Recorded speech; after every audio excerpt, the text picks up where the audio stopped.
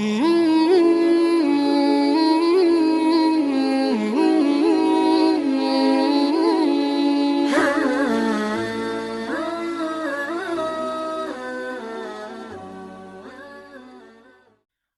rahimakumullah, kita mulai pengajian subuh itu dengan pengajian kitab Sulamut Taufiq ila Mahabbatillahi ala Tahqiq. Ini kitab pertama yang kita kaji. Kitab Sulamut Taufiq ila Mahabbatillahi ala Tahqiq karya Asy-Syaikh Abdullah ibn Husain ibn Tahir Al-Hadrami Al-Alawi. Beliau adalah seorang ulama dari Yaman, tetapi kitab Sulamut Taufiq ini kitab yang sangat masyhur di dunia Islam, terutama sangat masyhur di Indonesia. Hampir setiap muslim yang pernah mondok di pondok pesantren, maka mereka mengenal kitab Sulamut Taufiq ila Mahabbatillahi ala Tahqiq. Banyak para ulama yang memberikan rekomendasi untuk mengajarkan kitab Sulamut Taufiq ila Mahabbatillahi ala Tahqiq ini. Di antaranya adalah Hadratus Syekh Muhammad Hashim Asy'ari, pendiri Jam'iyah Nahdlatul Ulama, pendiri Pondok Pesantren Tebu Ireng.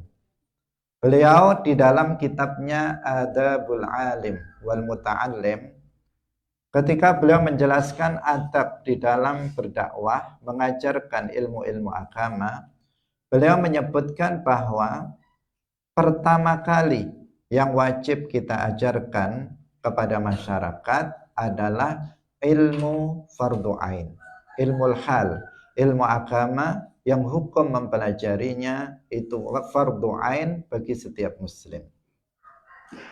Di akhir uraian beliau dalam sub ini, beliau mengatakan bahwa ilmu fardu ain itu sudah disebutkan di dalam kitab Sulamut Taufiq karya Syekh Abdullah ibn Husain ibn Tahir, dan juga di dalam kitab Bidayatul Hidayah karya Al-Imam Al-Ghazali. Itu artinya beliau merekomendasikan agar kitab Sulamut Taufiq itu diajarkan lebih dulu sebelum kitab-kitab yang lainnya kepada masyarakat, karena kitab ini berisi tentang ilmu-ilmu fardu ain. Kemudian ada guru kita Asy-Syaikh Abdullah Al-Harari rahimahullahu taala.